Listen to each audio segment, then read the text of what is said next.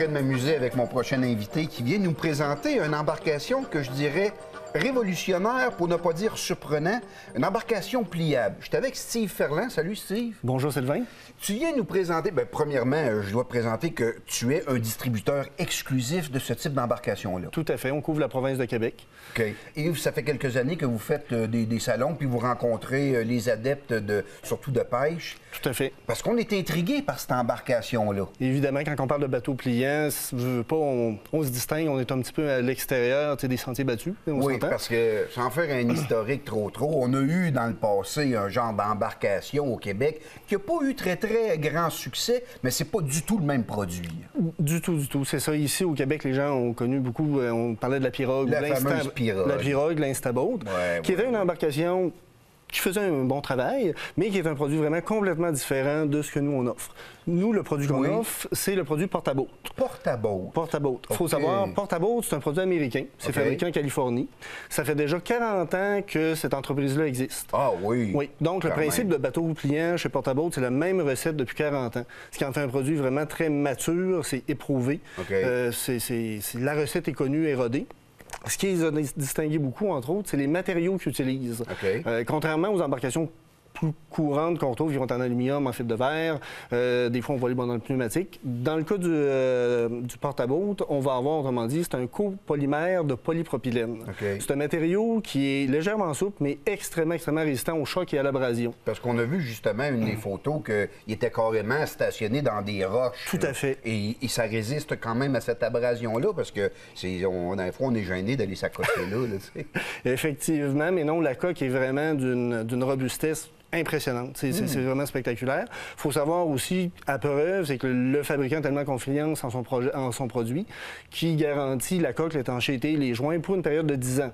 Quand même. C'est quand même en dehors des standards dans le monde nautique. C'est vraiment un produit qui se démarque. Dis-moi, Steve, on regardait les photos à l'écran, il y avait autant des bateaux avec un moteur électrique, mais j'en ai vu certains avec des moteurs à essence. Ça peut supporter quand même un moteur à essence? Tout à fait. Oui. Les embarcations peuvent supporter jusqu'à une motorisation de 9,9 HP. Quand même. C'est ça. Parce qu'il faut savoir que la gamme, on a 4 formats. Donc 8 pieds, 10 pieds, 12 pieds et même une 14 pieds. 14 pieds. Exactement. Et puis là, en fonction du format de l'embarcation, on va avoir une limitation de motorisation à respecter. OK. C'est-tu bien pesant, ça? Non. C'est vraiment... C'est un des éléments qui démarque l'embarcation. Il faut savoir que les bateaux pèsent entre 82 livres pour le plus petit modèle, aller à 133 livres pour le modèle 14 pieds.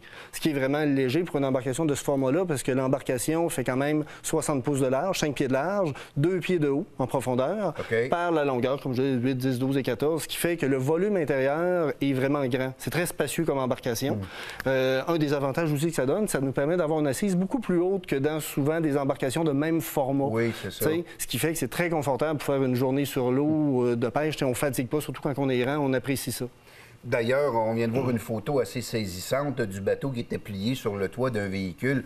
J'imagine que la grosse caractéristique, c'est que les gens veulent quelque chose de portatif. Et ça vient rejoindre cet élément-là. Tout à fait, parce que c'est autant pour le transport que pour le remisage. Ça donne beaucoup de souplesse, beaucoup de latitude, parce qu'il faut savoir qu'une embarcation conventionnelle, minimalement, ça nous prend une remorque. Donc, il y a une série de frais qui s'ensuit, et ça prend de l'espace pour remiser tout ça. Évidemment, pour certaines personnes, c'est pas un facteur, mais pour beaucoup de gens, c'est de plus en plus une réalité. Autant au niveau des véhicules aussi, où les capacités de remorquage...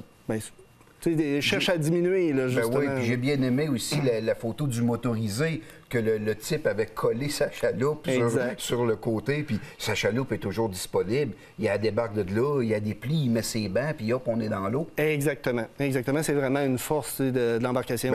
Et moi, où ce que j'ai un petit peu d'inquiétude, c'est sur la stabilité de l'embarcation. Mais on voyait quelqu'un carrément à la pêche debout dans le bateau. Est-ce que c'est sécuritaire à ce point-là? Tout à fait, oui. Il faut savoir que l'embarcation vraiment porte sur l'eau de l'arrière, elle est jusque presque passer le banc d'en avant.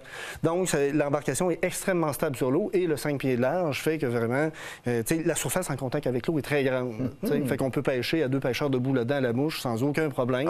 C'est vraiment stable. Ah oui. D'ailleurs, tu me disais que cet été, tu veux me le faire essayer dans des activités de pêche et je suis preneur.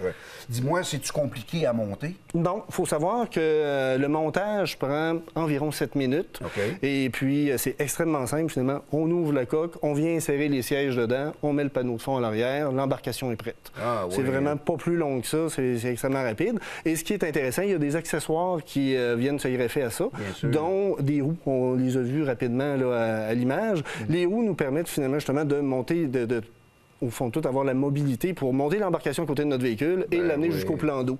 Parce que vu que la prémisse de base, c'est de ne pas être obligé d'utiliser une remorque, bien évidemment, il reste que pour transporter l'embarcation, bien, les roues donnent des belles facilités à ce niveau-là. Puis ça donne l'occasion également à quelqu'un de toute seule de pouvoir l'utiliser sans toujours avoir quelqu'un qui force après pour amener le bateau à l'eau. Tout à fait.